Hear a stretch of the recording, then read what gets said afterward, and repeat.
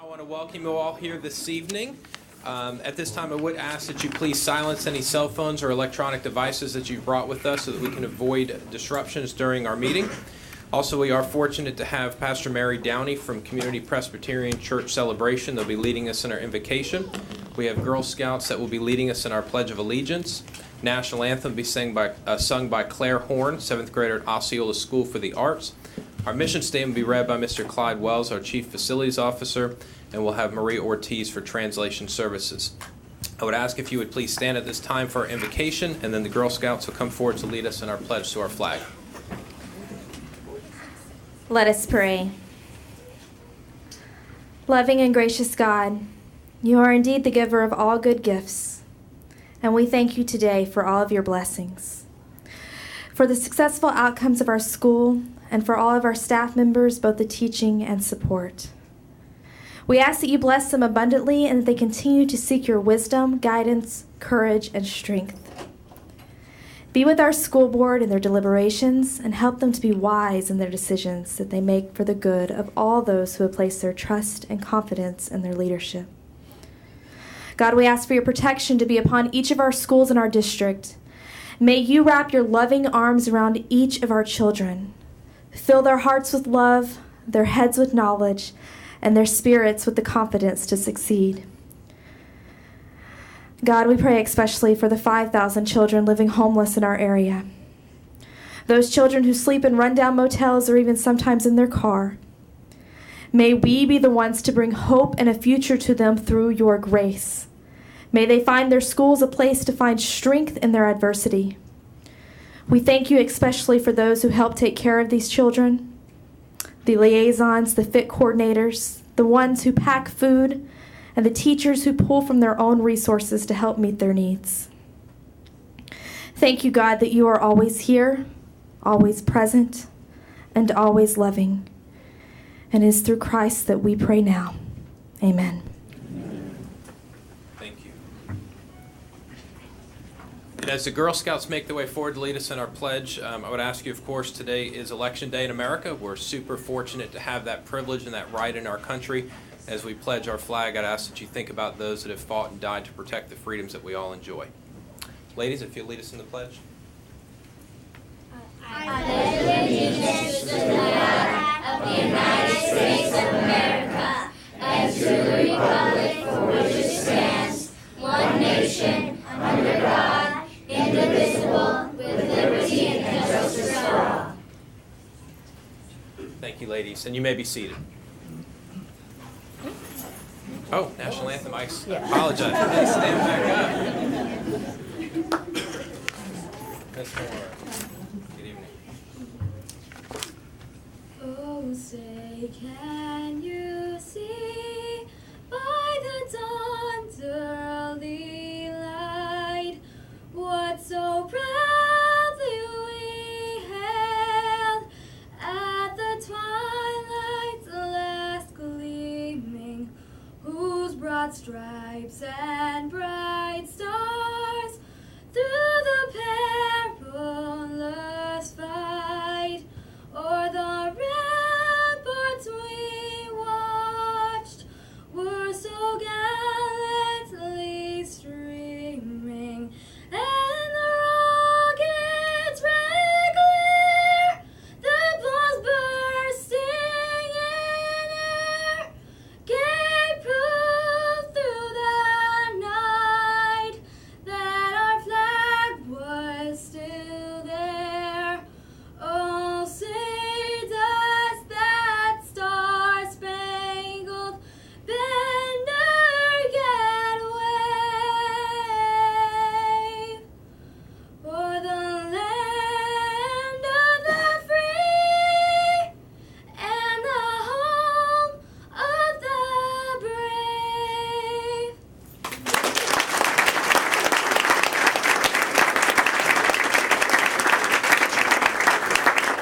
Thank you. Now we may be seated. Getting ahead of myself here. Mr. Wells, our mission statement, if you would, please. The mission statement of Osceola County Schools: education which inspires all to their highest potential. Thank you, sir. And Maria for translation services. Hello, I'm Maria Ortiz, and I'm here to offer interpretation services in Spanish. Hola, mi nombre es María Ortiz y estoy aquí para ofrecer servicios de interpretación en español. Thank you, ma'am. At this time, we will do positive comments from board members and our superintendent, Mrs. Horn. I'll start with you, if I may. Well, it's a real thrill to go to Poinciana and attend the Alco Tico new facility there. It's a lot of happy people in Poinciana, so go Osceola School District. I attended the Criminal Justice Academy, I think on the 30th, brand new facility, a lot of good equipment. It's the cream of the crop. And thank you to Poinciana for reminding employees to go vote. Thank you, ma'am. Mr. Soto? Well, I'd like to make a special mention to the Osceola County School of the Arts. They did a performance on Thursday, Friday, and Saturday of last week, cabaret. The staff, the school administration put a wonderful production. The students, a splendid performance. Today, they also hosted the Orlando Philharmonic, some great things in the art that are happening in our school district, in our high schools. And I understand that this is the last meeting that I will be sharing this dais with Mr. Long and with Ms. Horn. And I just want to say and express to you my sincerest gratitude, your wise wisdom and counsel, your kind words. I have truly enjoyed my time here, and I've learned so much from you, Mr. Long and Ms. Horn, and I'm grateful for your service. Thank you very much. Thank you. Thank you, Mr. Soto. Mr. Wheeler? I first want to recognize at the Celebration K School, the Middle School Guidance Counselor Rose Polizzi did a career day this past week. She did a great job. There were probably 50 professionals from all over the community there and talking to kids. I got to go into an 8th grade class. Great job. I want to recognize at Celebration High School, Mrs. Bundock and Mrs. Jacobs, who are the AVID teachers. They had an AVID night last week. It was very interactive, where students and parents got to go from different stations, see what happens in the course of a day in AVID. And then finally, I want to recognize, I'm glad you're here, Kathy Carr, the Education Foundation, for a meeting they had yesterday at the UCF Medical School for the medical pipeline. Along with Florida Hospital was there, St. Cloud Hospital, Poinciana Hospital. We had assistant principal from St. Cloud High School, Poinciana High School, Harmony High School, what high schools am I missing? Gateway High School, Liberty High School, they were there. But I really, the highlight of the meeting, we had a young lady who graduated early from Harmony High School who gave a presentation that blew everybody else away. And it's a great program. And we've got a construction pipeline that we're starting. The first meeting is at 2 o'clock tomorrow. And I've already called a bunch of people. Hopefully that'll be as successful, more successful. That was a great meeting. Thank you, Kathy. And that's all I've got, Mr. Chairman. Thank you, Mr. Wheeler. Mr. Long? Thank you. I will not be brief this evening. I would like to thank many people in this district, starting with our bus drivers, our mechanics, our custodial, our teachers' aides, our teachers, the volunteers that go into our schools every day, the crossing guards, the staff at every single school, the parents that have been calling me the last couple of weeks, the teachers have called me the last couple of weeks, the letters I got from some students mailed to me, thank you, to the principals and PAs and everyone else that I've met. Thank you for the job you do and will continue to do long after this entire board membership is gone. Thank you very much for the staff that are sitting in this room that put up with board members on a daily basis. Thank you for being the best staff I've ever seen anywhere. Some of you come in board late, like Mr. Akes over there, and he hit the ground running. Mr. Wells, we banged heads, and I respect him very much. Mr. Cease, great job always. I know you can't give me the penny every day, but you do your best.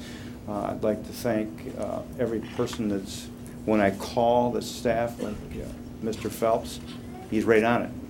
I do not see Mr. Muniz here this evening. I know that there's been some recent things, and he's picked up bag and baggage, and off he went. Tammy, every time I've gone to Tammy Utterson, she had something ready to go. Melba, thank you very much for everything you do. I'm surprised how you let some things just run off your back. It's part of the job. For everyone that's in the audience, thank you for being here. I've gone to many different county commissioner meetings. I've gone to many different city council, city commissioner meetings, and the place is empty. You could shoot a cannon off, there's nobody there. But many times I've seen this room full. Without you in the audience, without the public supporting your kids and what's going on, we'd all fall by the wayside. In the audience, I would like you to help me give a round of applause to every single teacher, every single employee, every staff member, and our superintendent for the job they do.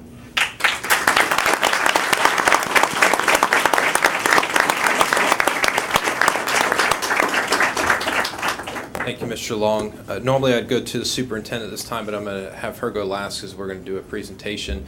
My positive comments this evening would also be directed to you, Mr. Long and Mrs. Horn. I want to thank you for the time in serving with one another.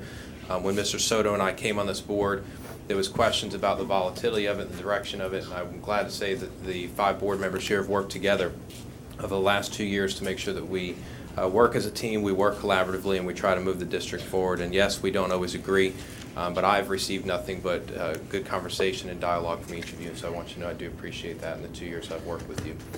The other thing I just want to say is I kind of alluded to it a little bit earlier when I talked about how blessed we are, and my positive comment is for the students that are here or the students that may have an opportunity to hear this meeting at some point in time, and really all of us. We're tremendously blessed to live, in my opinion, the greatest country in the entire world.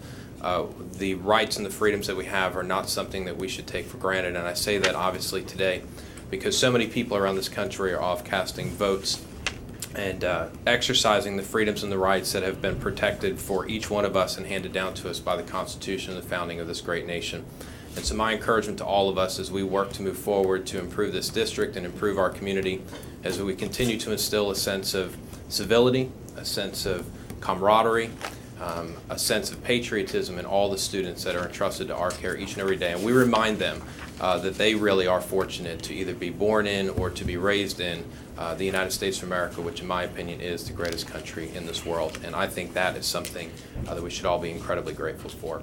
The fact that we can sit here this evening and have these type of conversations, these debates, these discussions, and exercise these votes is a testament to that very fact. So I'm grateful for that this evening. So Superintendent, I'll turn to you at this time. I just want to mention one thing and that is the business partners that we have here. Just recently there was a celebration at Celebration High School, and there must have been about 35 or 40 restaurants represented there bringing desserts because they were one of the top high schools in the country.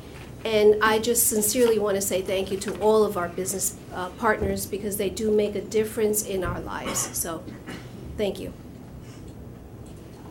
Thank you. So at this time, we will do a special presentation. Mrs. Horn and Mr. Long, if you would please make your way down front. The superintendent will be joining you as well. We want to recognize you and thank you for your time of service. I shared it a few weeks ago as we got completed with our last election cycle, that anybody who runs for public office and chooses to put themselves out there on display to make decisions and deliberate over important matters is somebody that should be appreciated and recognized by our community. So tonight there's a brief opportunity for us to do that for you. Come, if you. Okay, so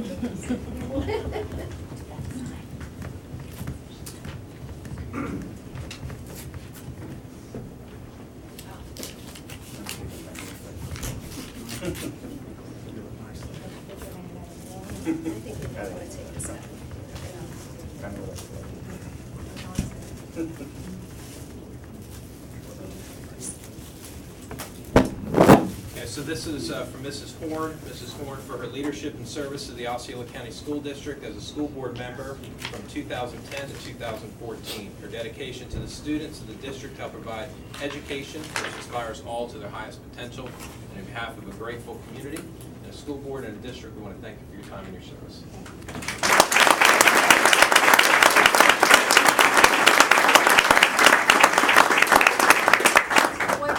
Board meeting to say thank you for the 26 years that I've had with the district as a board member.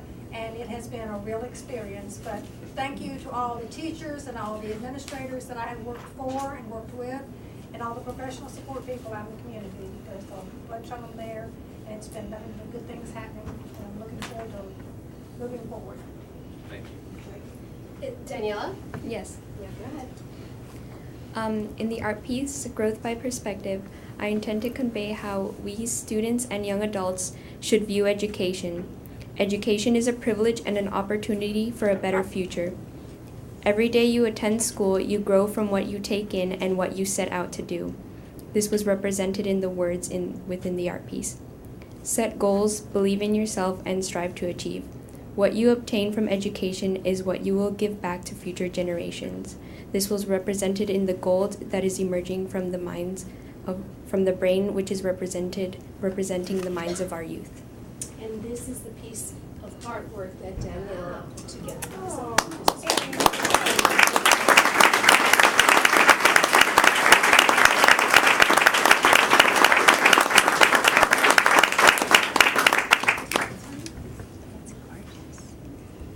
And then as well for Mr. Long, a plaque in recognition of your service to the school boards, Mr. Tom Long for his leadership and service to Osceola County School District as a school board member from 2010 to 2014. His dedication to the students of the district, which help provide education which inspires all to their highest potential. I'd also ask you to join me in thanking Mr. Long for his time and his service to this board.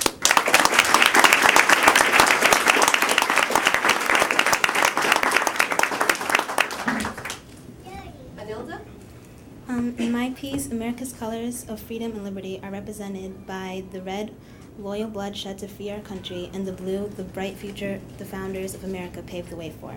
An overlay of a cityscape is on the bottom half, representing America's industrialization and how far this country has grown and developed from the very beginning. In the upper red portions, I created free-form designs which convey the new creations and individualism still continuing on today. And this is a piece of work that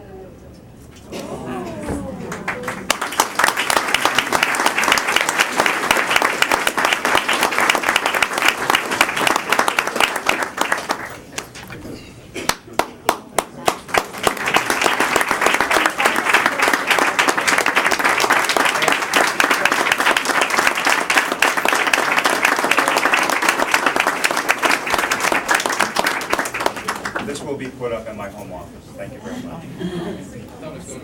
No.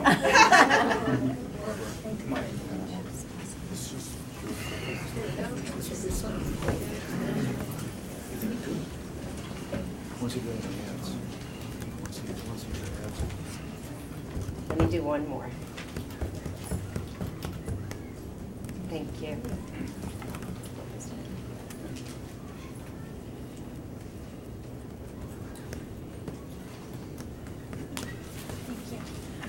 Thank you. Thanks.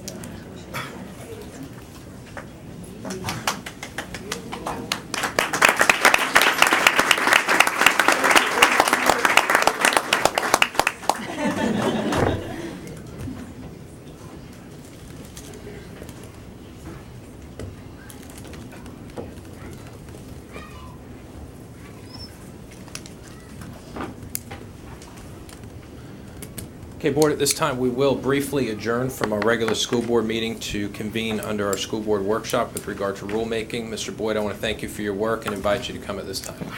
Thank you, sir. Good evening, board members. This evening, we are bringing several changes to our school board rules to you. We're not asking for action on these changes tonight, but we will bring them back on December 16th to a public hearing for final action at that time if you so choose. The first school board rule change would be a new rule, 6.97, entitled Weapons. It adopts a policy pursuant to Statute 790.001 and 790.115 that defines the term weapons, prohibits unauthorized employees from possessing weapons on school board property, and establishes policy for specific employees such as school resource officers, whom the superintendent or his or her designee may authorize to possess weapons, and includes an exception for sworn law officers pursuant to their official duties. School Board Rule 2.90, Tobacco-Free Environment. revises the title of this policy to reflect the district's intent for a tobacco-free environment. It adds clarifying language that reflects recommendations from the Florida Department of Health and the American Lung Association in Florida. It establishes that tobacco use in any form, for example, real, electronic, or simulated, is prohibited for anyone at any time on school board property or at off-campus school-sponsored events. It adds an exception for tobacco products in supervised but limited educational activities. It adds language for notice and communication of this policy, education and cessation programs, and disciplinary actions for students and employees. Rule 6.361, Confidentiality of Internal Investigations, revises paragraph 4 to prohibit interference with an internal investigation by engaging in obstructive behaviors such as, but not limited to, attempting to influence, delay, or prevent the testimony of a witness. It revises paragraph 6 to clarify that noncompliance with this policy shall be subject to disciplinary action. Rule 7.35, Investment of Funds, revises paragraph 1 to clarify reference to the district as school board, revises paragraph 3D to 4 through paragraph 3Q to 19, adds paragraph 4 to replace manager with advisor, adds 10 to define operating funds and core funds, adds 11, risk and diversification, adds 12, master repurchase agreement, adds 13 to replace Telerate information system with TradeWeb, and removes the exemption of money market funds from bid requirement. Adds paragraph 14 to add and define permitted investments and general investment and portfolio limits. Deletes paragraph L1 through L9. Adds paragraph 15 to permit investment in derivative products and reverse repurchase agreements as stated in paragraph 14. Adds paragraph 16 to define criteria for investment performance for short-term and long-term funds. Adds paragraph 17 to include additional criteria for required quarterly and annual investment reporting. Adds paragraph 19 to establish that the school board shall approve any changes to this policy, and adds paragraph 20 to establish a district investment procedures manual. Rule 8.60, Network Acceptable Use, revises paragraph 9A regarding the required signature format for district emails to permit employees to add an award honor designation, such as Teacher of the Year, and school department logo, if they so choose, to require the addition of the district vision statement and work email address, to require the use of a font that is compliant with federal guidelines for the American with Disabilities Act. Rule 9.30, Community Use of Facilities, revises paragraph 1E to clarify that nonprofit organizations without a 501c3 status may use school board buildings for fundraising purposes when prior approval is obtained from the school principal and the superintendent. Revises paragraph 1J3 to permit the superintendent to select a designee to approve exceptions to this rule regarding weapons in order to be consistent with proposed new school board rule 6.97. That concludes the changes for existing rules. The next changes are for the student progression plan, which is also part of school board rule, but a separate document. The changes for the high school student progression plan include: it revises policy language to repeal the special diploma options for grade 9 ESE students who enroll during the 2014-15 school year in order to comply with sections 1003.4282 and 1008.22 Florida statutes, State Board Rule 6A-6.0312, and State Board Rule 6A-1.09963 as it is currently proposed before the State Board of Education. This is all compliant with changes in recent statute related to special diploma option being ended, but would retain the option for those students to pursue a standard diploma and other options that currently exist. High school student progression plan, also there is a revision in policy language, in our policy language to provide that if an honors course from a specified list is paired with a similar AP course in a student schedule, then the student shall be awarded the course weight on a 5.0 scale for the honors course. Those are all the changes in this particular rulemaking cycle. Thank you, Mr. Boyd, again for all your work and working to bring all these together and bringing the board up to speed on the proposed changes. Board, I will turn to you at this time if there's any discussion. Okay. Hearing and seeing none, I will entertain, we don't have to approve this tonight. No approval just tonight. discussion, We'll bring them back so. for the public hearing in December. Thank you. Yeah, thank you. Thank you. This time we'll reconvene under our regular school board meeting. We are at an exciting time, and I think we have a lot of people here to participate in this, but it's presentations. First, we're going to start with Sherry, a proclamation for Bullying Prevention Awareness Month.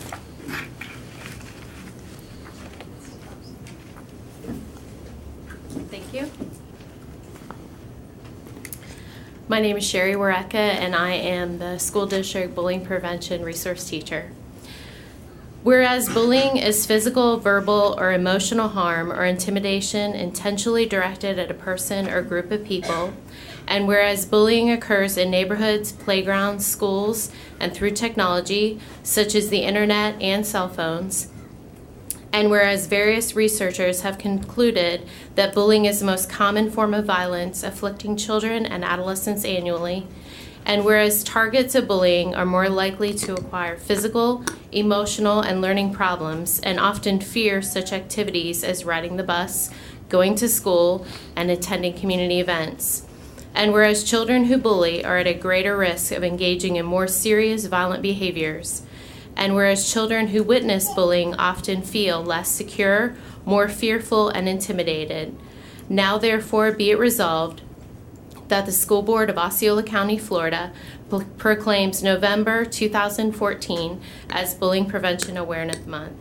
Be it therefore resolved that schools, students, and parents are encouraged to engage in a variety of awareness and prevention activities designed to make our schools safer. Motion approved. Thank you. Thank you, Board. We do have a motion by Mrs. Horn with a second by Mr. Long on the approval of the resolution. Is there any discussion? Just a few words. One of the things that this school district puts a lot of resources and effort in training and communicating, not just with our staff, our teachers, parents, our students. Our approach into dealing with this issue is very holistic. I gotta say that the feedback that I've received, Superintendent, has been very positive. Sherry, it's been great. And I'm very proud of the work that you've done. Thank you. Thank you. Board, any other comment? Mine would just be, Sherry, again, thank you for the work that you've done for many years in this arena and making sure that we have a safe environment for our kids and our staff to operate and function in. And then also I just want to make a personal comment with regard to this, is that bullying is something that's obviously extremely serious, and I would hope that my board is going to go forward with approving this. But I also want to remind everybody that not everything is bullying too, and sometimes buzzwords become all too popular in our society. We want to make sure that we provide the right respect and context to what bullying is, and that we don't classify things as bullying when they really aren't as well, because that could be just as detrimental. So I think it's a really important context for us to have in mind. So with that, Board, we do have a motion and a second. Seeing no other discussion, all those in favor, please indicate by stating aye. Aye. Opposed, no. The motion does carry. Thank you, Sherry. Thank you so much. Thank you for your support. Yes, ma'am. Okay, more awards for the Osceola School District. Up next, presentation, National Association for Education of Homeless Children and Youth, 2014 National Distinguished Leadership and Service Homeless Education Award. Leslie? Thank you, Tim. I am so honored tonight. Last Monday, I had the opportunity to go to the NACCE convention and the Families in Transition program for the school district of Osceola County. We were presented the award for basically the best homeless education program in the United States for 2014. I am just beyond proud.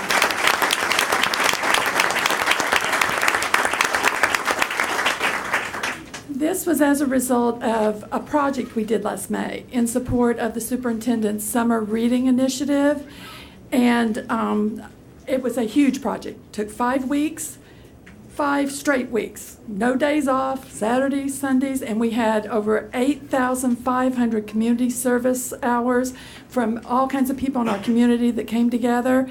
There's some of them here tonight that I'm going to thank. It was just unbelievable how everybody came together. First, I want to start off, though, I want to thank my boss, Dr. Lisette Brizentine, for actually believing in this project when I said, Lisette, see these tattered books? I think we can do 100,000 of them. And she took them and got approval. And little did I know what I'd really bitten off. But I was at an Osceola Connected meeting, and I don't think Richard's here, but a lot of you know Richard Birmingham. He's a Vista United volunteer. He was a volunteer of the year. He was pushing this book program. He had done it in Nevada.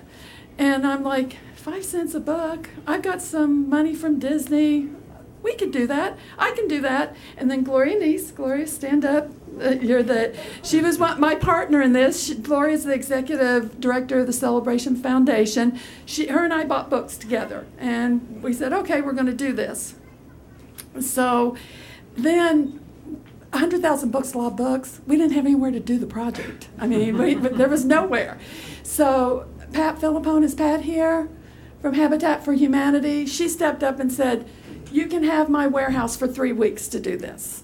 So we partnered with somebody else, and so we have our books delivered. Dana Schaefer, our public information officer, she helped us get word out about the project, ongoing through the whole thing.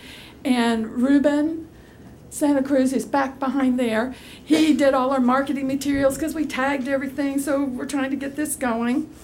And so we get started, and kind of went off to a slow start. And then I'd like to recognize Mr. Ben Robles, who came in and helped us. Ben, he's the president of the, he's the president of the National Hispanic Realtors. And we were one weekend and we had 2 schools processed, and Ben came in and he used to work at for the post office, and he logistically set us up, got us going, and we could not have done this without Ben. I mean, so thank you so much.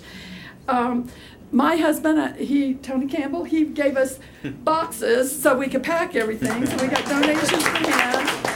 Walmart, Publix, Winn-Dixie gave us bags to bag everything in. And so we're going along. Guess what? We ran out of books.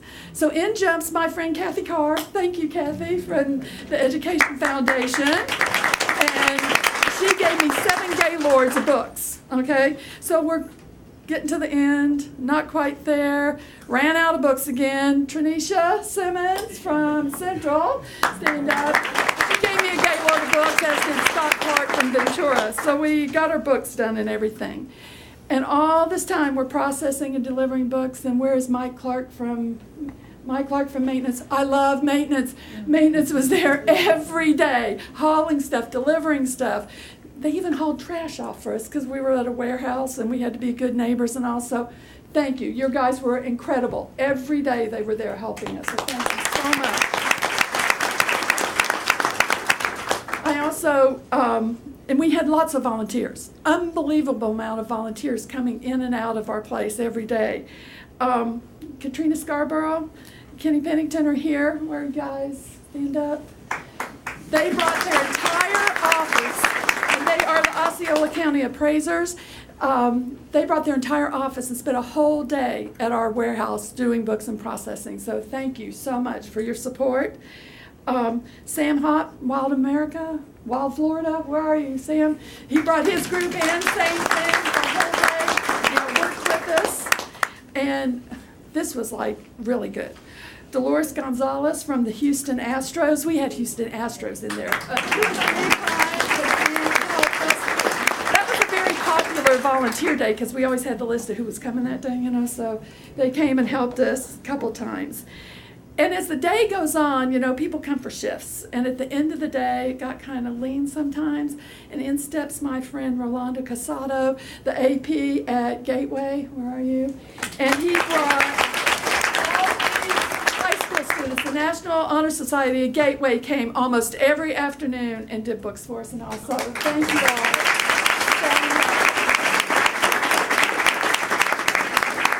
And there were many, many more business partners. It was just amazing how people would just show up and work, and then they'd come back, and it was amazing. But at the end of the day, I have to pay tribute to my 212 gladiators, my special programs department, that these people worked 5 weeks without a day off to make sure this happened, and I am so grateful, and it paid off. So I'd like to introduce them to you. Carlos Hernandez, who is my administrative assistant. Tiffany Garrett, who is his assistant, basically. Gabriella Barros, who is our homeless education liaison. Margaret Chrislieb, who is our FIT program assistant. Linda Santos, our education specialist over migrant. Lily Safani, our migrant recruiter. Joanna Mercado, our student records clerk. Nancy Bishop, our budget specialist.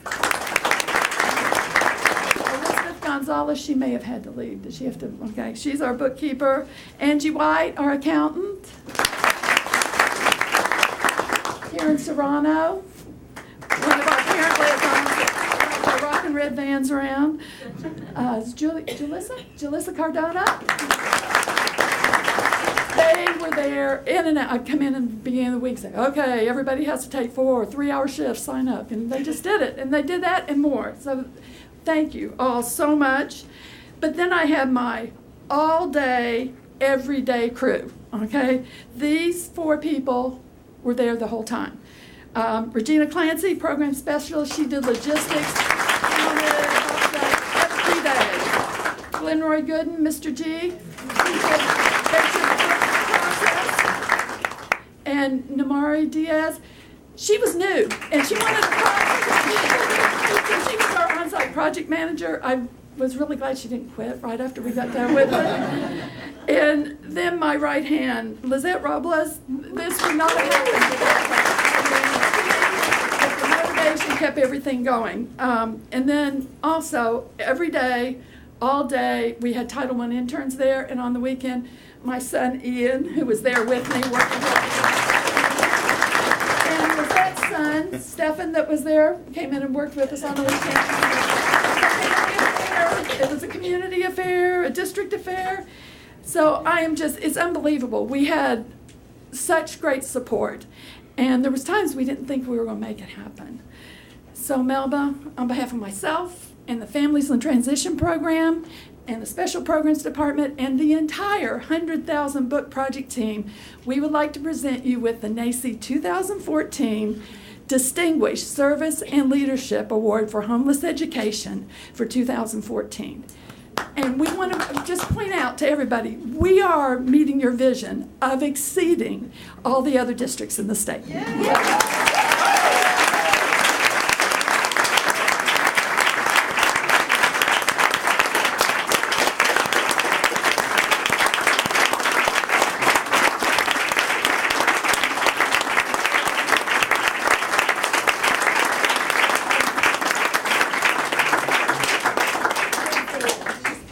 Dana's coming. We should get,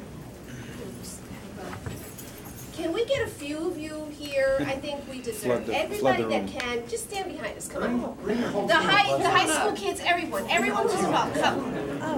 Let them come, stand behind us. We took a picture outside with everybody. And then from here, okay, I'm gonna have to get y'all. Yep, we'll move. Get closer. Dana, you have to stand on the ladder. That's a big group. I know. And this is a smidgen. We may not be able to see everyone, but there we go. Ladies, Kathy, Gloria, Come here.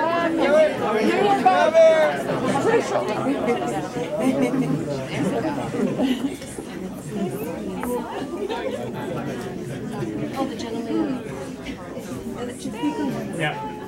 Miss Meta, the gentleman behind you is trying to get over here. Are you trying to get it? Yeah. Oh, no, he's just trying to get a picture. Oh, trying to get a picture as well.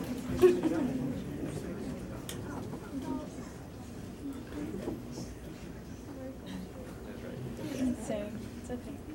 Let's go silent. Thank you all for everything you've done.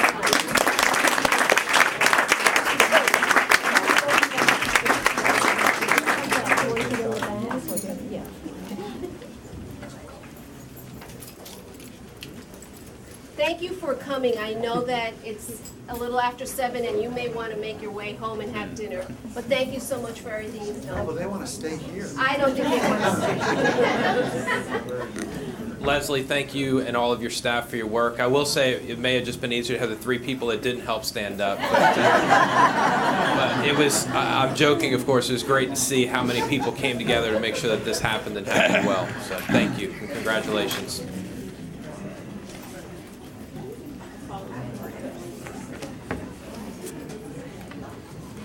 See you, Ben. Thanks for your help.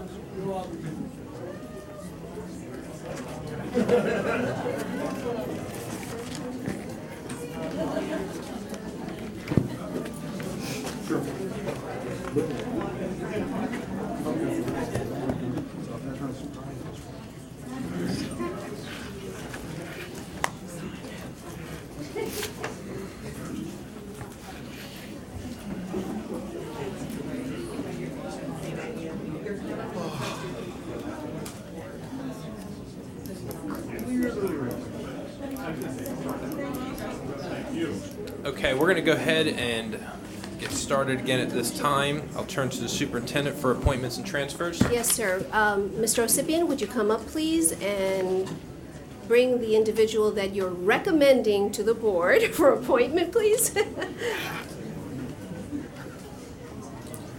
Good evening. My name is Ben Osipien. I am the proud principal of Thacker Avenue Elementary School for International Studies, and I am very proud and privileged to introduce to you Mr. Dustin Sasek. Mr. Dustin Sasek has been started his career in Osceola County as a self-contained ESE teacher. He then went on to be an elementary teacher at both Cypress Elementary and Eastlake Elementary. He has been a teacher at Narcoossee Middle School and is currently there as Dean of Students. Mr. Sasek has his bachelor's degree in education from SUNY Cortland, as well as his master's of educational leadership at the American College of Education. Mr. Sasek has everything it takes, the character, the charisma, the perseverance, and the leadership to take Osceola County to be the top performing district in the state of Florida. With that being said, I'm bringing him to you for my recommendation for your approval. So moved. Second. Thank you. Board, we do have a motion by Mr. Long with a second by Mrs. Horn on the approval discussion. Mr. Wheeler? I'll be brief. You went to Cortland. Where in New York are you from? Buffalo. No, I'm from Rochester. We're both smart enough not to be there. Oh, yeah. Good. Okay, good. That's all. Thank you, sir. Board, any other discussion? Hearing and seeing none, all those in favor, please indicate by stating aye. Aye. Opposed, no. Motion carries 5-0. Congratulations to you. Thank you very much. And board, yep, his family is Thank you. here, if they could stand. Absolutely. Please stand so we can recognize. My wife Carrie and my daughter Amanda and my parents as well.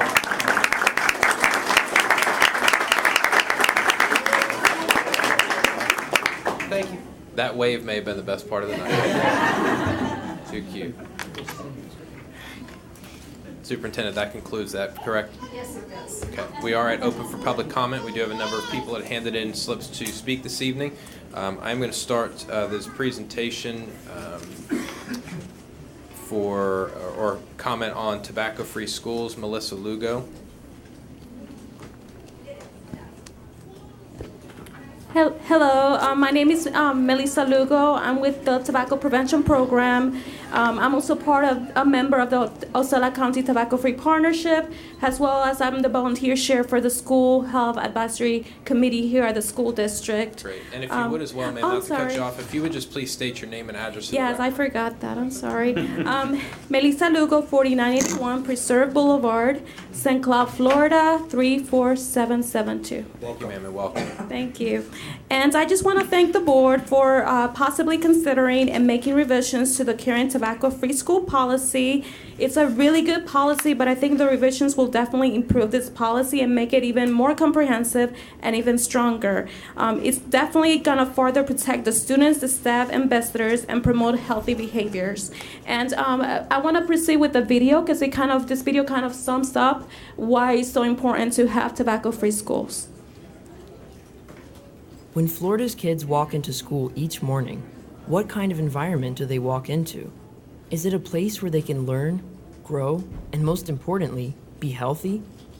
Is it a place without Maxwell, can you turn the smoking volume and up without or the no? tobacco industry's influence? While smoking is banned inside school buildings, not all school districts in Florida restrict smoking and other forms of tobacco use on all of their properties or at their events. In 2011, Governor Rick Scott signed a law amending the Florida Clean Indoor Air Act to give school boards the authority to designate all school district property as tobacco-free, and that's exactly what they should do. Eliminating tobacco from schools is an important step to denormalize tobacco use. When students do not see their teachers, coaches, parents, and visitors using tobacco, they will be less likely to think it is acceptable to start using. But the tobacco industry has spent years behind the scenes fighting tobacco-free school policies. Secret industry documents, formerly under lock and key, reveal Big Tobacco has a history of using schools to detract from community actions against tobacco.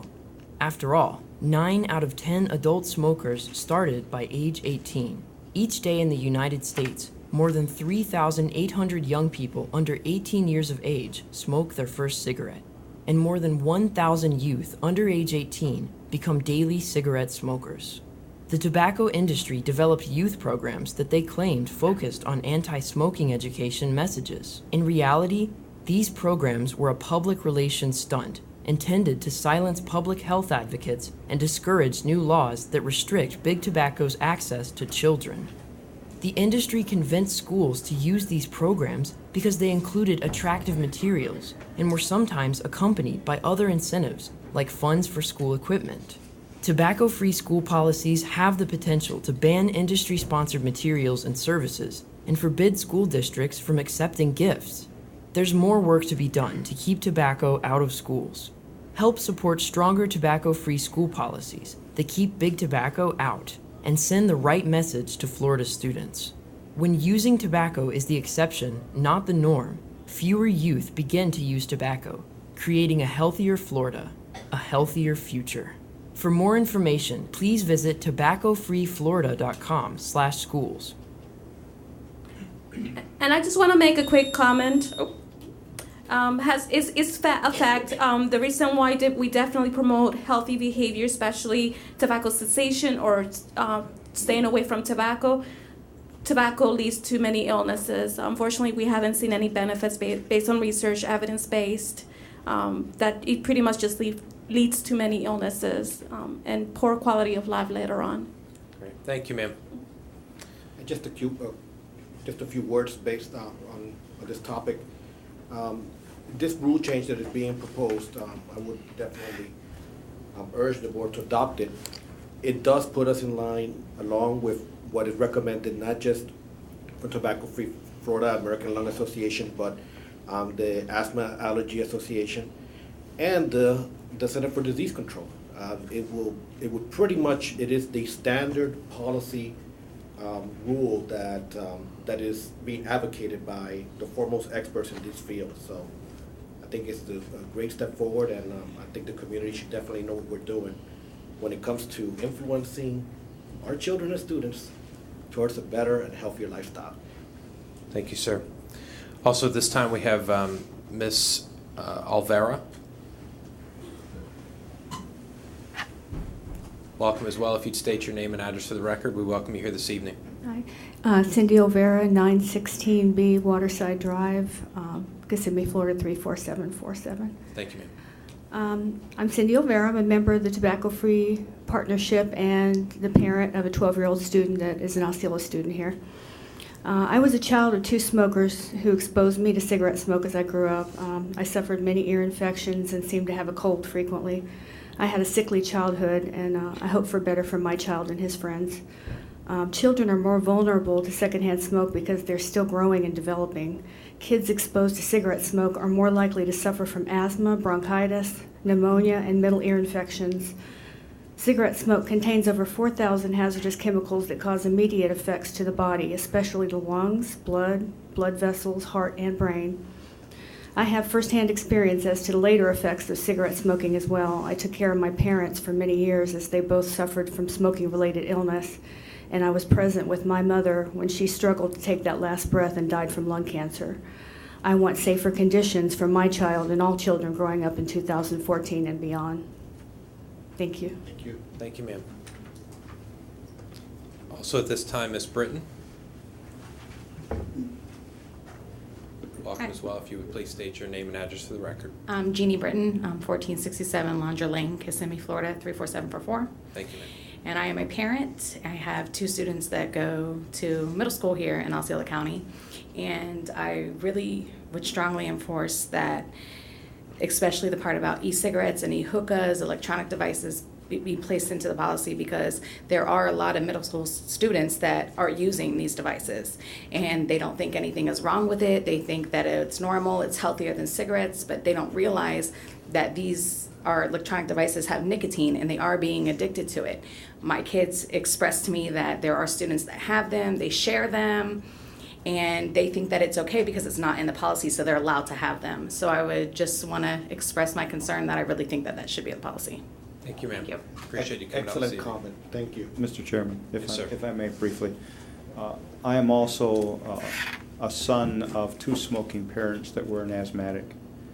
I spent several summers in the hospital, and I sympathize with this and wholeheartedly hope that the next board will in fact adopt the rule changes. Thank You know, along the same vein, it's very important to note that, you know, in part that we will continuously be revising this policy as times come, because there are changes in technology, and these companies are just never going to stop to try to push upon, you know, the population this very unsafe product, and they come up with, their imaginations are limitless, and it is up to us, for our students, our young, our children, to always be just try to keep in step with them, and hopefully be one step ahead.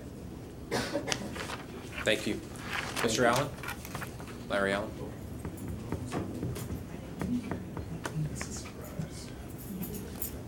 Good evening and welcome to you as well, sir. Good evening, everybody. Larry Allen, Osceola County. My real address, 618 Robin Lane, Kissimmee, Florida, 34759. Thank you, sir. Welcome. I'm here on behalf of April and teachers everywhere to speak against releasing the limit on the class size. For example, there's one school, there are 18 students in a classroom about. They're 3rd graders, there's about 7 classes. If teachers aren't there, which happens frequently, you know, for whatever reason you have to be absent, they've gone to the policy of auto splitting. So 7 classes, sometimes it's double auto splitting where they split 2 classes, sometimes it's triple. And this can be because the teachers are sick, or because the subs didn't pick up, or because we've scheduled workshops and that whole group of teachers has to go. So 3 classes are out, that's 56 students if I did that correctly. You divide those amongst the other 4 classes, that is about 32 3rd graders in a classroom. 18's enough. I taught 3rd grade once, and those guys just move around too much. But 32 is amazing how anybody can get anything done. So I'd urge you to keep the restrictions on class size, that's all. Thank you, sir. Appreciate you coming to speak tonight. Mr. Deal, Nathan?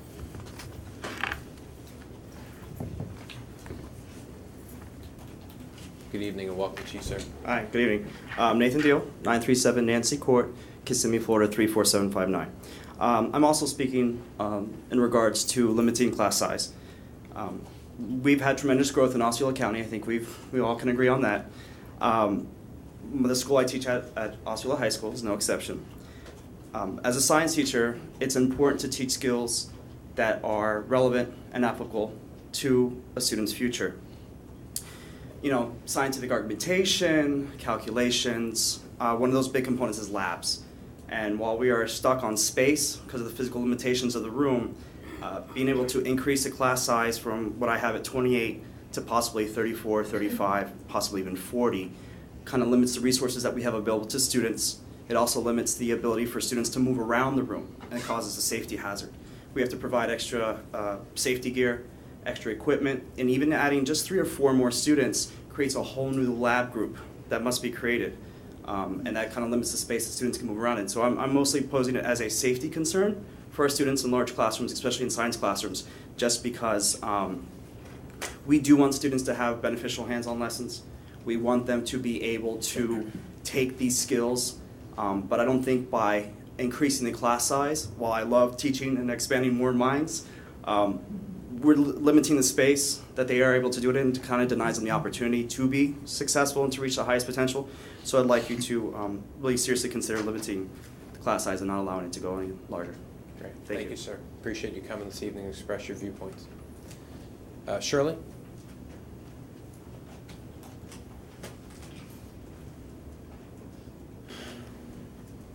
Good evening, and it's good to see you again. Welcome this evening.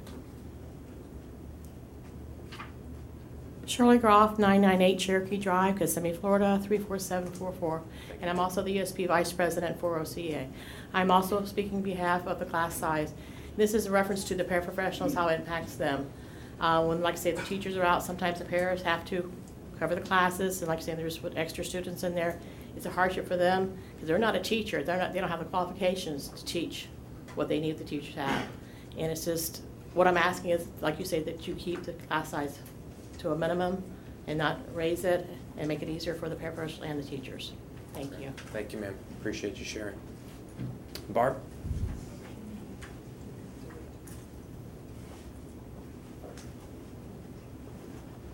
Good evening. I know you know the routine. It's Barb Gleason, 2339 Apache Avenue, Kissimmee, Florida, 34744. And I'm just going to wing it. I'm going to take the class size from another perspective, from the guidance and counseling perspective. We get bombarded at the beginning of the year scheduling, and we try to keep the class sizes down to where they're supposed to be, where the public has voted for them to be. But we do go over. We do put as many as we can because we have such a turnover in Osceola County, people coming and going, especially at the beginning. But then come the end of September, the beginning of October, it's you get an email, you have 10 classes over. We work really hard to get those class sizes down. You're fine. Oh, tomorrow you have one class over. You're by one student. We work. They adjust teachers. They move classes. They change classes. They add some. They drop some. Trying to balance everything. And we get this balancing act done. And then FTE's over. And then boom. And I understand where you're coming from and the recommendations. But boom, we're going to waive this now for the remainder of the year. And I know when I graduated just a couple years ago from high school, we could put 35, 40 kids in a class because the respect for students, the teacher was different. The respect from younger people to adults was different. But like you all said, times have changed with not only tobacco, but attitude, behaviors. And one person added to a class can make a whole difference in that dynamics, just one more student. And again, remember, we have that revolving door that they're in and out constantly. So please take all of that into consideration when you're making the class size decision. Thank you. Thank you, Mrs. Gleason. Mr. Chairman. Yes, sir. I seem to be hearing a theme here. And I guess I'm a little taken back where I hear auto splitting triple. That's a lot of students. That I wasn't aware of that. And when I hear there's over 30 students in a science class, the gentleman got up there and said that possibly limits, no, it severely limits, okay, your ability to teach when you have 34, I think he said up to 40 kids in a class. I don't believe that that's our superintendent's wish or direction. I know, having approved the budget, that we have limited funds. I know from many discussions with our facilities director that it takes time to plan out and put in portables. I know from conversations with our human resource that it takes time to reach out to get new teachers to see if they're qualified, to interview them and to get them in schools. I know I've talked to several principals at the beginning of the school year, and I've actually asked them, are you sure this is the amount of students you think you're going to have? Because the indications I have in the outside world where I deal, that you're going to have many more than that.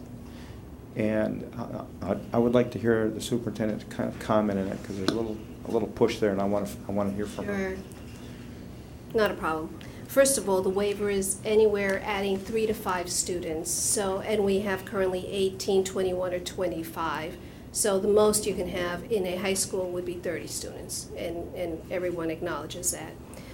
In regards to interruptions, in reality, what happens now is if you get another 1 or 2 children, Barb is absolutely correct. You have to reschedule everyone. What we're trying to do when we have a waiver is say when you get 3 or 5 more students, we don't have to reschedule everyone all over again. That's what we're trying to do. We're trying to avoid those interruptions that makes a difference. And in regards to auto splitting, that happens currently.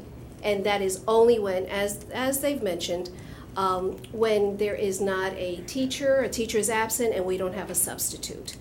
Another factor that I think we need to consider, every single one needs to consider, is the fact that we still have vacancies posted currently for teacher positions. And we are out there recruiting. As a matter of fact, this evening you will see a contract that we're looking at for a teacher match that will help us recruit more highly effective teachers. So imagine if we currently have 50 openings or 30 openings. If we continue with this and not have a waiver, we would even add more teachers. So we're looking at keeping children in classrooms with their original teachers, and if you add 3 more students or 5 more students, at least those kids stay together. If we don't do that, now we're talking about splitting classes again. So those are the reasons why I believe that it's important for us to have the waiver. However, I will share with you that we have not received confirmation from the Department of Education in regards to us meeting class size as of yet, and I was going to ask, when it comes to the modifications, to pull that from the agenda today, only because we have not been notified by the DOE. However, I will state that when we receive notification, I will put it back on the agenda. Thank you. Mr. Long, does that complete your comments? Mr. Wheeler? And Melba, just so I'm clear on this, I mean, and I realize it's a tough call. Nobody wants to add more kids to a classroom. Nobody wants to do that. But it's, it's a question of logistics and economics. So the question I've got for you is, if and when this does come back, you're only requesting it for this school year, correct? Yes, every okay. year. It can only be done on a yearly I basis. just wanted to Yes, clear sir. that up for everybody. Okay. Yeah. Thank you. Thank you. Okay. Michelle? Good evening. Good evening. I know you know the routine, but welcome to you as well, ma'am. Thank you, Mr. Chairman, and to all the members of the board and the district. Michelle Vanderlee, 722 Mabette Street, Kissimmee, Florida, 34741. I don't think sometimes that the public understands the position that the school district is put in. And having worked with the district for a long time, the public doesn't understand that after that October FTE count, what often happens to a lot of our schools is that the charter schools decide they're not going to keep a number of students. It's no secret that there are up to 35 kids, and they are not honor roll students, who show up to Discovery Intermediate School. It doesn't only happen at Discovery, it happens across the district. And what happens with those funds is the charter schools keep them.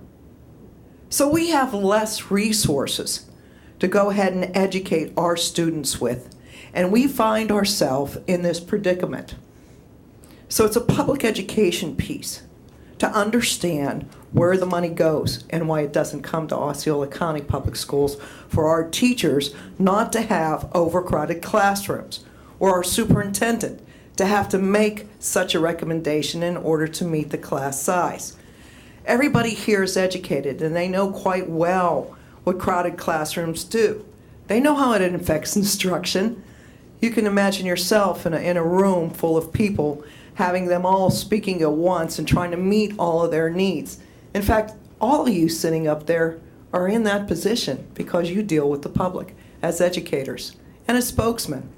So not only can we not give them individual attention, we can't keep them safe. The lab was one experience at a high school.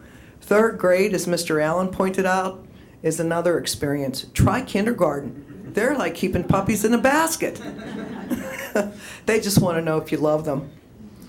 In this present era of high-stakes testing, each of us is accountable to provide the best education possible.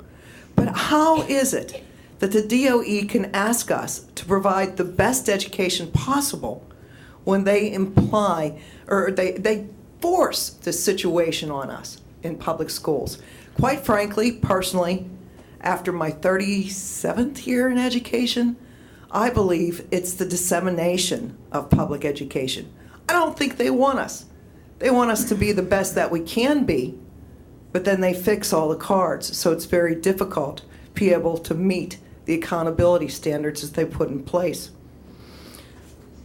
I'm just going to end by saying this. We're making great strides in our district, and clearly we welcome greater enrollment in our schools. In light of the current economic strain, You're okay. many families from private schools are taking a long look at our public schools. Wouldn't it make sense to continue putting our best foot forward to demonstrate our successes rather than presenting an overcrowded classroom filled with new challenges? And it's my challenge to the parents of Osceola County to vote, to make your voice heard, and you contact the people who are doing this to your children, because it's just not right for anyone. I want to end by thanking Tom Long and Barbara Horn. They've been great advocates of public education and have supported our school district, so thank you. Thank you, Michelle. Okay, and then John Michaud. Good evening and welcome to you as well, sir. Good evening. Thank you. If you would, please state your name and address for the record. My name is John Michaud, and I live at 4016 Lake Underhill in Orlando, Florida. I'm a school teacher at Highlands Elementary School. I came to you tonight because I'd like to talk to you about lesson plans. In college, lesson plans were based on curriculum, and they implemented strategies to facilitate learning and implemented assessments to evaluate that learning. That's what I started with over 20 years ago. Requirements have fluctuated greatly over the 20 years I've been in the classroom. Before I continue, I want to state that I have no problem, I've never had a problem putting in ESE, ESOL, or MTSS strategies as part of lesson plans. I have some issues with what's been required of instructors and what is considered to be a vital component of my lesson plans and how they should look. First, I believe that lesson plans should be for the classroom, teacher, and the instructor. They should make sense and they should be beneficial to make that instructor a high-quality educator in the classroom. Going back a number of years, I began my career in Osceola when I came to this district at Highlands Elementary School, which was under corrective action. We, the faculty, were in training of what was called LFS, or Learning Focused Strategies. It was a standard-based planning program. It was wonderful. I'm probably one of the few teachers I hear so many people complain about it, but it actually took our focus off relying on curriculum and textbooks and put it on the standards. Our school brought its test scores up phenomenally. When we did standard-based planning, we went to an A, and we held an A for 2 years straight. That summer, after our second year, I went up to Maryland, and I did a 10-day training committee through the union on Common Core. The woman who facilitated the workshop was on the Common Core committee. She was part of the team that wrote the Common Core standards, which our standards in Florida are now based on. She pulled up, when they talked about unpacking the standards and what would be the best avenue, she pulled up a CUD model, know, understand, and do. And I was like, well, that's LFS strategy. And I walked up to her afterwards and I said, is this learning focus? And she said, no, I've never heard of that. But it's a standard-based approach to planning. And as long as you're doing a standard-based approach to planning, you're going to be okay. That summer, when I came back, I was thrilled. I was so excited that we had been studying this for 2 years. Our school was an A, and we were going to continue with this. But unfortunately, our administrator told us, we're not going to do that. We have a template that you're going to plan, and this is going to be your lesson plan. And I got really, really confused because I didn't see where that template looked at the standards or had anything to do with standard-based planning. And then I got even more confused because the district handed me a book by this guy called Marizano, and it talked about the process as opposed to the product, and you were asking me to focus on the product. And I said, there's something wrong with this picture. We're focusing on the product and not the process. Well, we implemented that template, which had a lot of checks and things, and we dropped our FCAT scores to the biggest decrease that we had had. That was our first year. Our second year, teachers were like, can we stop doing this? And they said, no, you have to plan this way. You have to fill in this template. I thought, why do we have to fill in this template? And we dropped again and we went into corrective action. I couldn't see any value in the template except it had check boxes. It had too high order. And an administrator could look at this and go, check, check, check. I'm done and I've evaluated my teacher's planning. Teacher's planning is difficult. It takes some time. If you're going to evaluate it as an administrator, it's going to take you some time. And if you don't want to go through that time that it takes to evaluate good lesson plans, then maybe you shouldn't be an administrator. I wanted to speak to this district a couple months ago, to the school board, but I didn't want to because I was really angry because when I started the school year, we were told to go back to standard-based planning.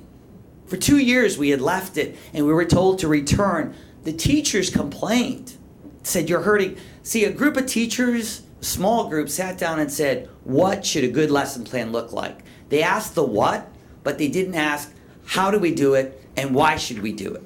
And when you only ask the what, and you factor out the how and the why, you factor out the children. We've got to stop. One more comment, and then I'm done. Say you're fine. I'm trying to extend some time for you, but I do want you to ask if you can just wrap up. I just have one more comment. We've got to stop giving our teachers 0% of the control and then demanding they have 100% of the accountability. Thank you. Thank you for your point this evening. Mr. Wheeler? John and Michelle in Yes. particular, it wasn't just relative to your comments. The State Department of Education hasn't known what they're doing for a while now. It's unfortunate, but and to illustrate it, beyond what you said, a few years ago, a lot of people recognized that not every student was going to go to college. And when the Department of Education was approached about alternative diplomas, they were, no, it's got to be, so we had legislation passed saying that they recognize that students can go into career training and still get a diploma. We recently had, this past year, an accountability statute passed because we approached the Department of Education and said the ESOL students, or ELL they're called now, I've got to keep track of all the new acronyms, 1 year of fluency doesn't get them where they need to be for their standardized tests. So we went to 2, and now we're working on getting away from the federal government. That was the Department of Education. Similarly, in this instance, we're to a point where we've got testing on steroids. It's gotten crazy. And you can have an A, and for all of you out there, you can have an A school, and that principal can be rated as unsatisfactory based on the new metrics for administrators.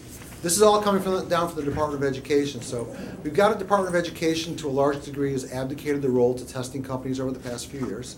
And it's unfortunate that we see knee-jerk reactions to things, or we say we're going to make these decisions, and decisions are being made by people who don't talk to teachers, who don't get in classrooms, don't talk to parents, don't work with kids, and it's become to a point where I think we might even be better without a Department of Education at this point.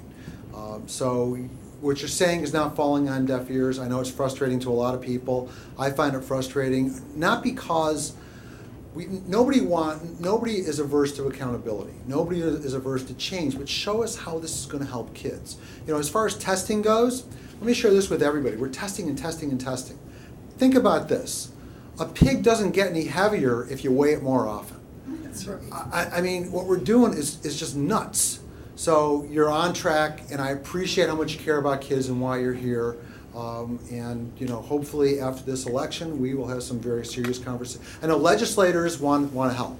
We'll see who ends up being governor, and I think both of them will be interested in helping. We'll see where it goes. I appreciate your comments, though. My comments will be brief.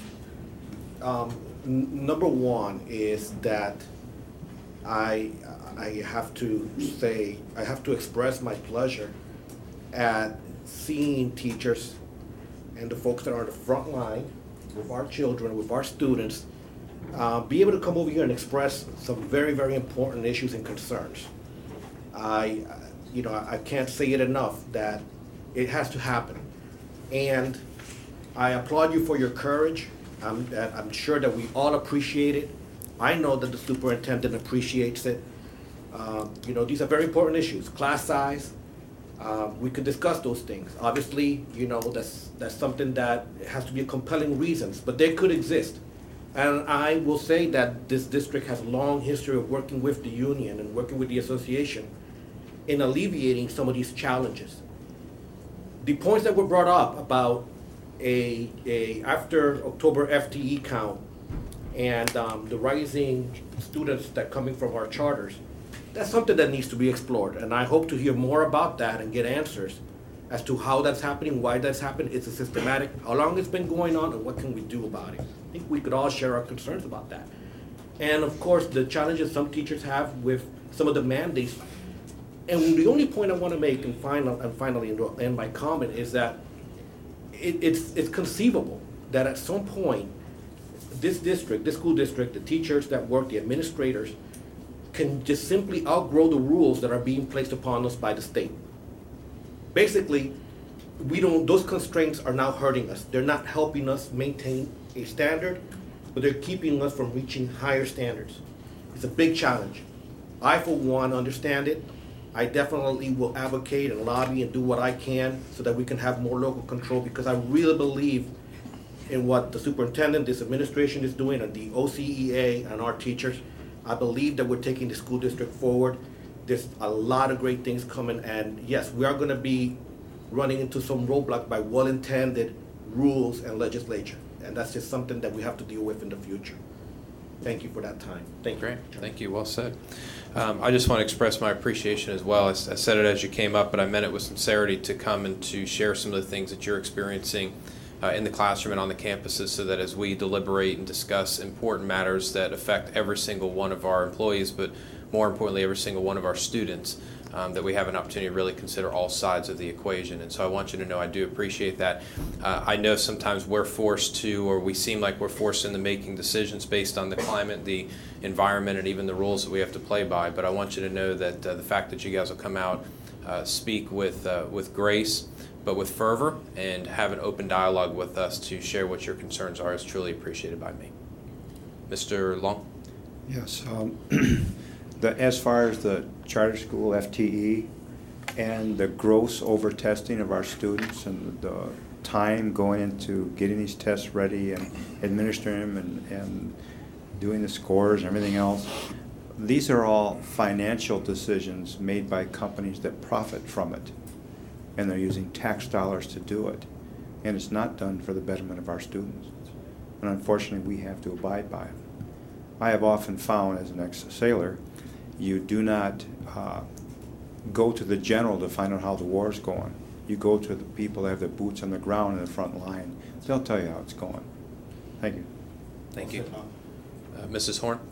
I think it's unfortunate, though, that our Department of Education doesn't get more input from the classroom teachers. They know what works. They've been successful, and I would like to see a change in that area.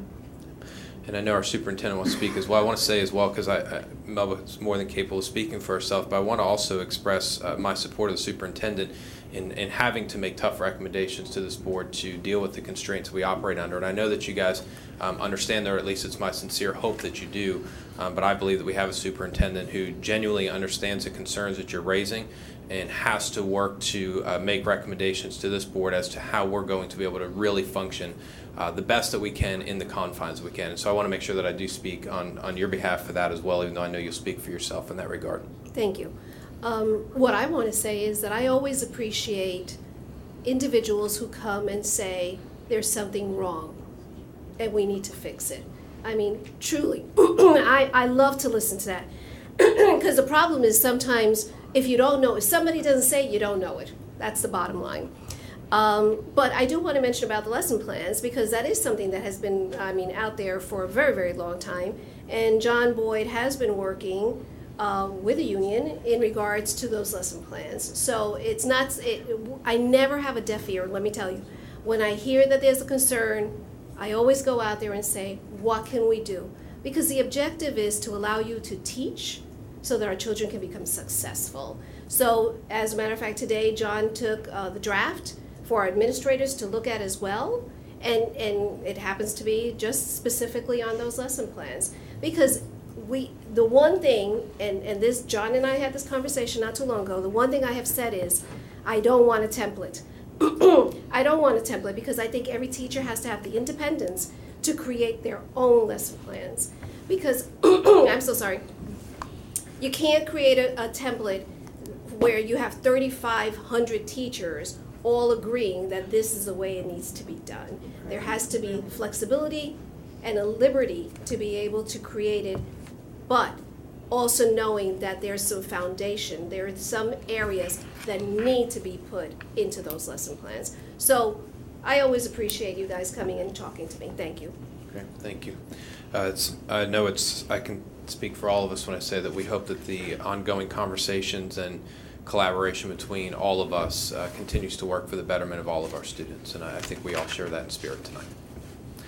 At this time, we are at agenda modifications. Board, I would point out, as the superintendent alluded to, that under superintendent's recommendation this evening, we will be pulling letter L, the class size flexibility waiver. That will not be something we'll be voting on this evening, but I will go left to right and look for agenda modifications if there are any. Mrs. Horn, I'll come to you first. Good to go. Thank you. Mr. Soto? Thank you. Mr. Wheeler? Under new business, ninth grade achievement. Okay. Mr. Long? I'd like to make a few comments right at the end under older new business. Thank you. Okay. Superintendent, is there anything else that we need to add? No, sir. Okay, and then Mr. Brown, I know as well your light's on, and you're going to ask for an executive session under attorney's report? Yes, sir. That's all I Okay. need to put in there. Yeah, thank you. Okay, Board, at this time I will entertain a motion to approve the agenda and the consent agenda. Thank you. I do have a motion by Mr. Long with a second by Mr. Wheeler. Any discussion, Board? Hearing and seeing none, all those in favor, please indicate by stating aye. Aye. Opposed, no. The motion does carry 5-0. Board, that brings us down to our regular agenda. We're under curriculum instruction. Motion to approve items A and B under 7 is submitted. Second. Thank you, Board. We do have a motion under curriculum instruction for the approval of letters A and B. Motion by Mr. Wheeler with second by Mr. Long. Board, is there any discussion on these items? Mr. Chairman, just Yes, briefly, I had a member of citizenry, I guess, make a comment to me about how we had these long discussions on other items, but when it came down to our regular agenda items, we were done in 3 minutes. And I had to let that individual know that each one of these items, hopefully all of the board members have investigated and went through, and if we had a problem, we get a hold of that department head and ask questions. I'm quite sure if you look back in the record, whenever I had something that I wanted the board to know, I would ask that particular department head to come forward and share whatever we said. So if it looks like we're going fast in these items because we've already done our research, our homework, and if we have any questions, we come up then. Thank you, Mr. Chairman. Yeah, thank you. It's a great point, Mr. Long, and the superintendent staff does an outstanding job, I know, of reaching out to each one of us and making sure we understand why they're making the request to this board, and gives us an opportunity to have that dialogue in advance. So that's a great point, Mr. Long. Board, if there's no other discussion, I will look for a vote then on letters A and B under curriculum instruction. All those in favor, please indicate by stating aye. Aye. Opposed, no. Motion does carry 5-0. Under human resources. Mr. Chairman, I make a motion to accept C as approved. Second. Thank you, Board. On the human resources, we do have a motion by Mr. Long with a second by Mr. Will on the approval of letter C. Board, is there any discussion on this item? Hearing and seeing none, all those in favor, please indicate by stating aye. Aye. Aye. May I, if you don't mind, could we have Tammy just briefly share with you exactly what this is about? I know you've read it, but I think it would be great for you and also the audience to hear, because we just finished having a conversation about class size and finding teachers and finding the best teachers in our district. And Tammy has spent a lot of time researching to the point where now we feel very comfortable that this is a program that will benefit our district greatly. Thank you, and I apologize if your light was on. I didn't see it, so I apologize for that. Tammy? All right, thank you. We are just thrilled to be bringing forward the contract tonight for this product. It's really a partnership between the district and the Teacher Match Corporation.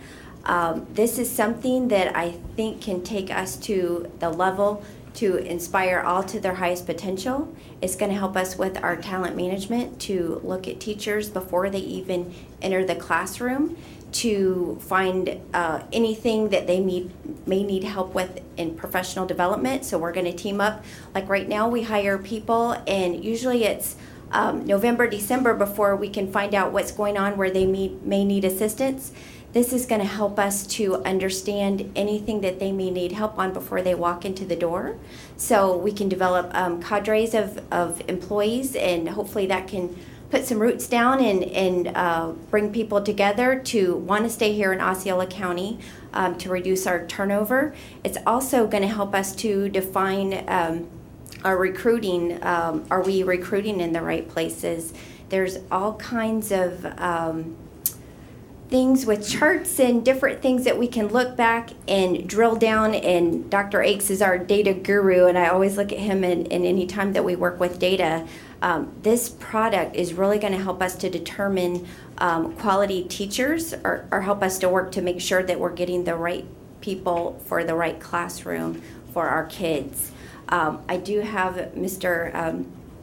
Nick, and your last name is escaping me. Montgomery. Here from Teacher Match, and he can help if you have any questions on the product, but basically it's designed by educators. Normally when we have talent management systems, it's the outside private industry that's trying to figure out what educators need. This is starting on the ground floor with educators working and they know what our needs are. They've worked in Chicago public schools where there are great needs for their students. So we've introduced it to leadership, we've introduced it to several administrators, then we've rolled it out to a focus group that we had together last week, and then we presented it to the administrator meeting this morning. And my email was popping with principals saying, hey, I want to be on the ground floor of this project to get it going. Another thing is Ms. Luciano was talking about how we are in desperate need of teachers. This will help us to reach out to a more diverse group of teachers. They have a mechanism with Facebook, LinkedIn, Twitter that goes out all over the United States to help us with our vacancies. Hopefully you were able to look at the information that I provided in regards to an EPI, which teachers take before they even are employed with us. So that's where we're going to learn what their high points are and what's their areas of opportunities that we need to help them to develop to be the best teachers. So we are extremely excited about this opportunity, and I just cannot wait to see what it's going to do for our students. So thank you for your time. If you have any questions, I'll be more than happy to. Board, there are any questions? Okay. No, but I have a comment. Yes, ma'am. Sounds like, Tammy, that this is a step in the right direction. And we've been talking to them for over a year now. This isn't something that we just jumped into. We've been working very closely for a year now, vetting them and just determining, hey, is this what we really need to take us in to jump above the other districts in Florida? So we're very, very excited about it. Great. Superintendent, anything else you want to add on this? No, thank you. Okay, thank you. Thank you, Tammy. So board, just to revisit that, we did not conclude that. All those in favor, please indicate by stating aye. Aye. Opposed, no. Motion does carry 5-0. Mr. Chairman, under Business and Finance, I make a motion to approve letter D as submitted. Thank you. Board, we do have a motion by Mr. Long on letter D. Is there a second on that motion? Thank you. We have a motion by Mr. Long, a second by Mr. Wheel on the approval of letter D under Business and Finance. Board, any discussion on this item? Hearing and seeing none, all those in favor, please indicate by stating aye. Aye. Opposed, no.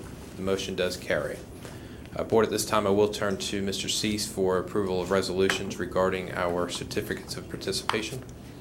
Yeah, the board, staff is asking the board to approve resolution 15-028 authorizing the issuance Other certificate of participation, Series 2014A, in an aggregate principal amount not to exceed $12.5 million and related documents. Just looking for your approval on that one. Reviewed all resolutions that are in connection with this.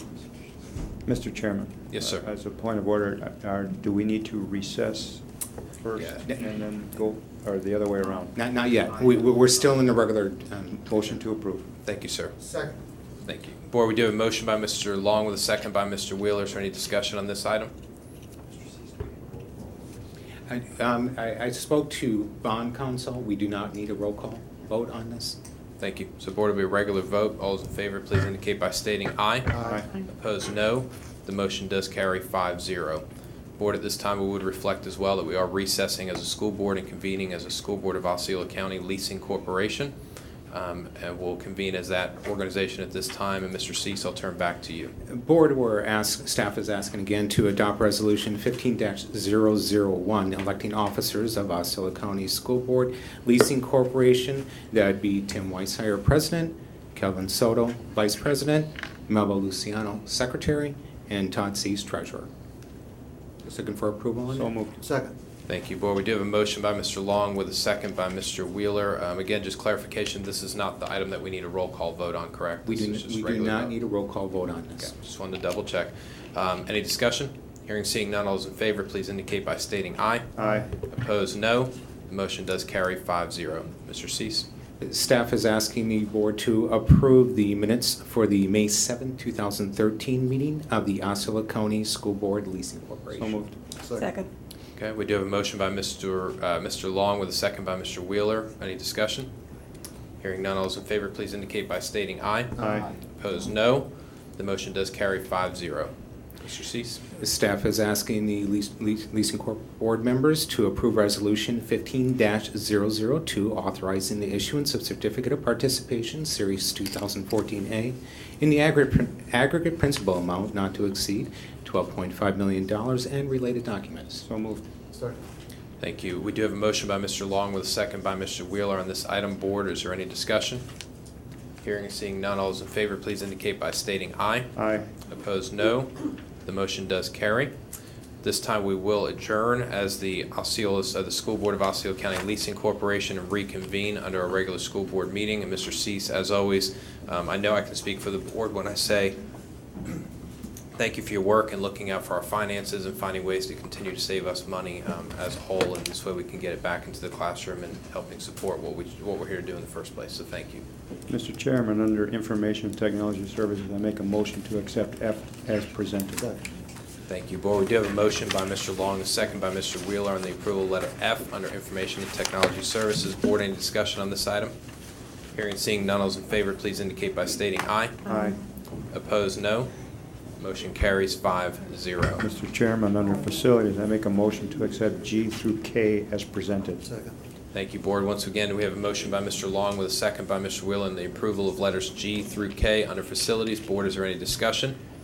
Hearing and seeing none, all those in favor, please indicate by stating aye. Aye. Opposed, no. The motion does carry 5-0. Clyde, we like seeing decreases. Thank you. Thank you. Board, as you know, we did pull superintendent's recommendation for class size, so we will not be dealing with that at this time. We will come down to attorney's report. Mr. Brown, I'll turn to you regarding the executive session. Thank you. I need to request the need for an executive session to seek the advice of the school district with respect to those matters that we are permitted to discuss outside of sunshine pursuant to section 286.011, subsection 8 of the Florida statutes. And I'm going to now state the cases that we would like to discuss, and I'll announce the people who can be present at the meeting. This is requested to occur towards the end of the agenda at the next meeting, November 18th of 2014. The cases are, the first one is going to trial, or set for trial, January 5th, 2015, Elizabeth Cook versus School Board, case 2013-CA-002988, and also cases set soon thereafter in sequence, starting in April of 15, Lynette Cruz et al. versus School Board, case 2013-003432. All of these cases are in the circuit court here in Osceola County, 9th Judicial Circuit. The next is Harari, Hawari et al. Versus School Board, case 2014-000391. Next, also these last three, including this one, are all in April for trial. Uniform Wizard and Gentlemen's Quarters Fashions versus School Board, 2010-005525. Then in May of 2015, set for trial is Carrasquillo, Carrasquillo et al. Versus School Board, 2013-004352.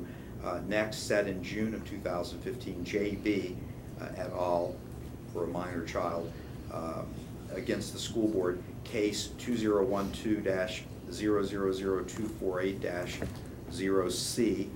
And next would be July 2015 trial date, Drepaul, Drepaul versus School Board, case 2013-003647. Next, set in August, Kasami, I hope I'm pronouncing that correctly, QASMI versus School Board, 2014-001628. Then lastly, actually there's one more, but this is the last one set for trial in September of 15, Cologne, COLON et al. Against School Board, 2011-004449. And then Velez, which we discussed in the previous executive session, has been filed but not yet served, but it is a pending lawsuit. Want to discuss that one as well. Velez against School Board, case 2012-005030. And if any of you are interested in having copies of these cases, I can provide them to you. And the people in attendance will be the school board members as of November 18th. A court reporter that we'll coordinate as per usual. We'll have the notice published as per usual, and there will be a court reporter at the meeting taking everything down. And in my law firm, it'll be myself, Tina Garcia, and Gary Glassman. Thank you. Thank you, Mr. Brown. Is that it? Yes. That's it. Thank you, Things sir. are getting a bit intense in the court front, certainly. It sounds like it'll be a long meeting. Superintendent's update? There's nothing. Great. Thank you, ma'am. Mr. Wheeler, under new business, you had ninth grade expectations. Yeah, I'll be brief. I called Dr. Akes last week, and he made every effort to contact me yesterday. And I was sick over the weekend. I kept on thinking, I know I called him. What did I call him for? And then tonight, with Mr. Boyd's report, when I saw pupil progression plan, like a light bulb went off. So I talked to Ms. Luciano briefly. I talked to Dr. Akes briefly. Here is, for ninth grade achievement, this is what I'm looking at.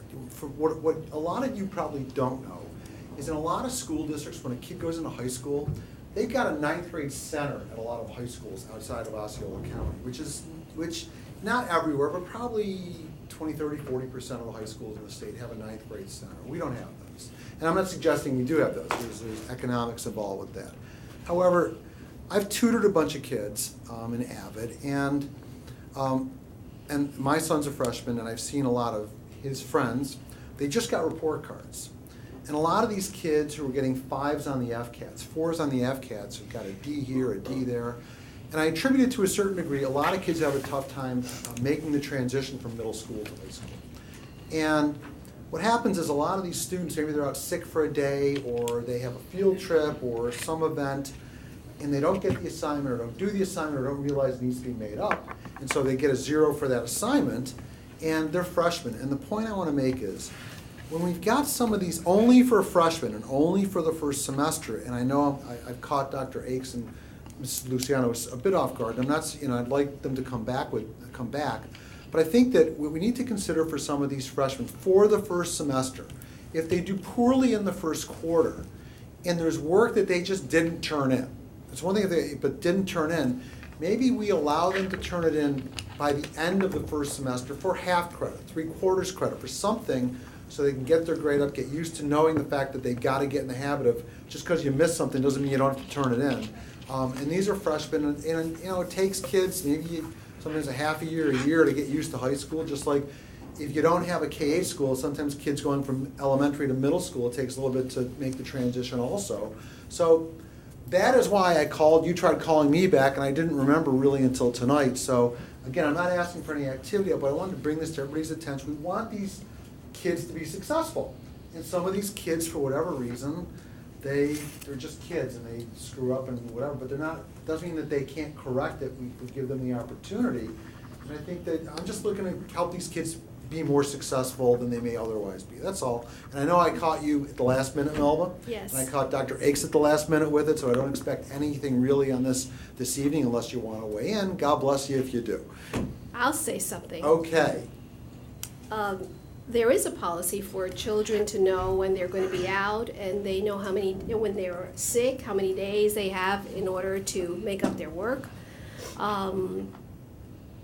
And right off the bat, my gut feeling to this is that students know when things are due, and teachers give them an opportunity to make up their work. And there's a window of opportunity for that, and they have to be responsible to do it within that time frame. So an entire semester, imagine you give an assignment September, there's some teachers out here, September, and then all of a sudden now we're saying, well, it's all right, you could turn in December.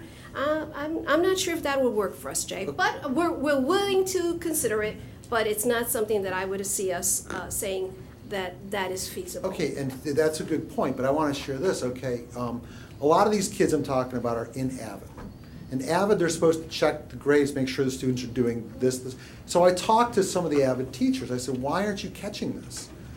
And their answer back to me was, because of focus. So I'm not telling you, and I know it's new now, and I wasn't able to. Teachers know when kids haven't turned in their work. I'm telling you, because I talked to an AP who used to run Avid, and they're like, well, why didn't they catch it? And I talked to the teachers, so. Okay, It's okay. I'm not telling you that kids shouldn't be held to account and that we don't have rules. But these are kids who are starting out at a new school and we want them to be successful. We want all our children to be successful. Absolutely. So we can't do that just for our 9th graders for a semester and not do it for everyone else. Well. So that's something to consider as well. If you're going to be equitable, it has to be with everyone. And the teachers are shaking their heads. On that note, I need to excuse myself and. Well, Jay, can I make a comment? Sure. You know, I kind of understand what you're saying, and Superintendent, I agree with you.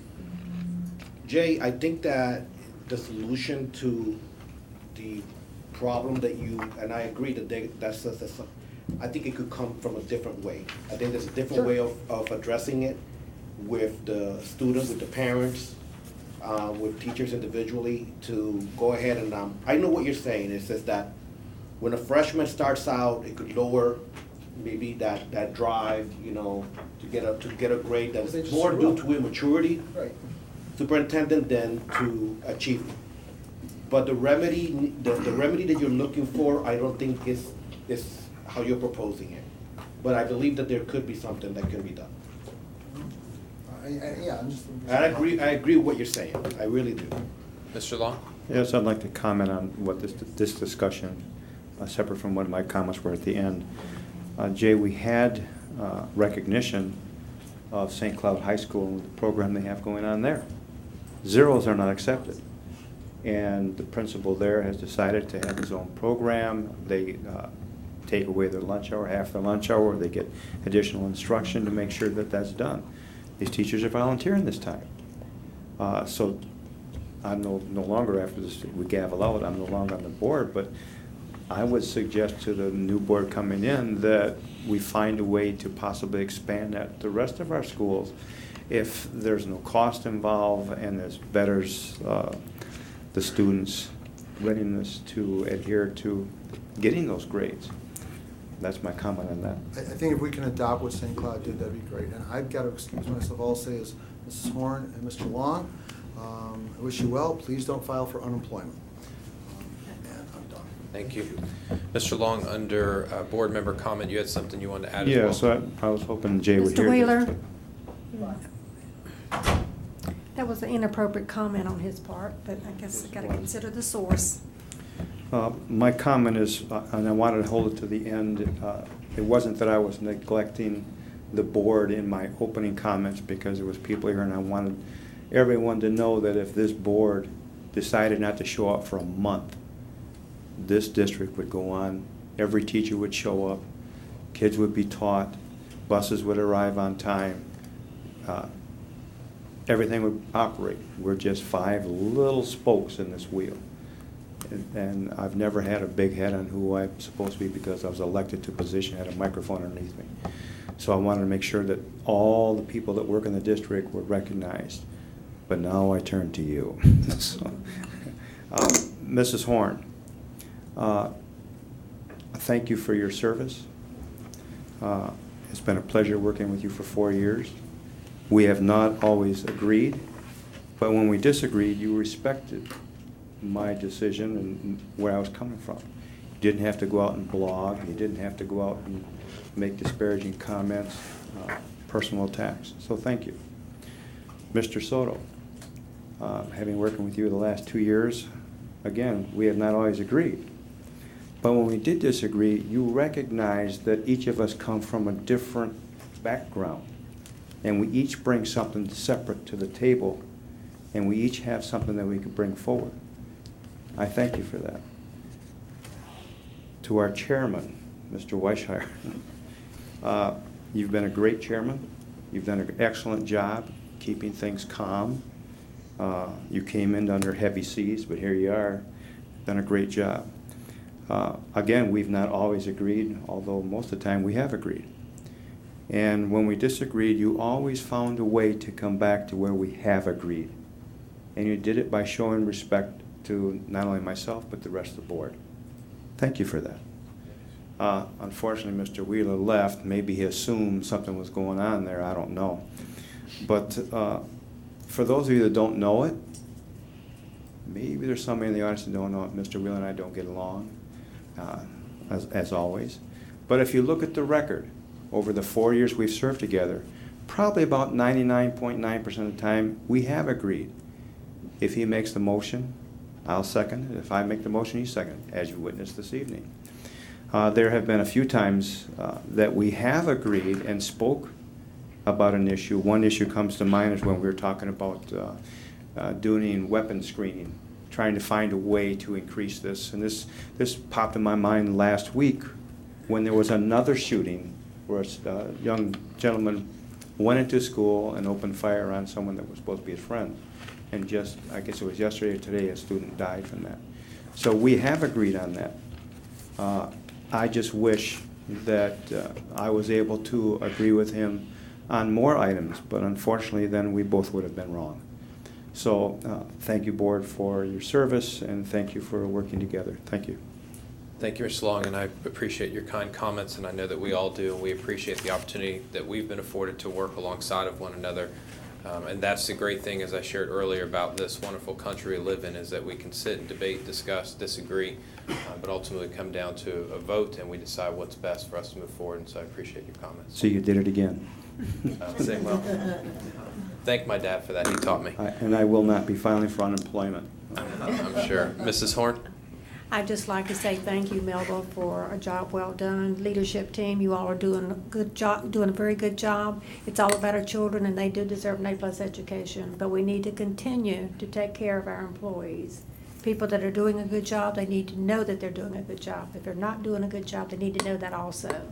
And maybe make some other arrangements. But it's been a pleasure. Tim, you've done a great job being chair. Mr. Soto, vice chair, and Tom. You said it all well. Thank you very much, and good luck to you. It's been a pleasure. Thank you. Thank you. Before we conclude, as for me personally, as a man of faith, I want to say that I sincerely pray God's blessing upon everything that both of you put your hands to, and I appreciate the opportunity to serve alongside of you. Melba? Yeah, I just want to say thank you so much for being respectful, understanding, doing your homework, and coming prepared to our meetings. And you and I have had moments when we have disagreed, but it has always been respectful conversation, and in the end, I've always known that you wanted one thing, and that is what's best for children. So thank you so much, and I wish you all, great success and have fun because you're not going to have to come every other week to these board meetings. Now you're just rubbing it Thank in. you. Kelvin and I. Thank you again, and thank you all for being here, for your time and your commitment tonight. So at this time, we will stand adjourned.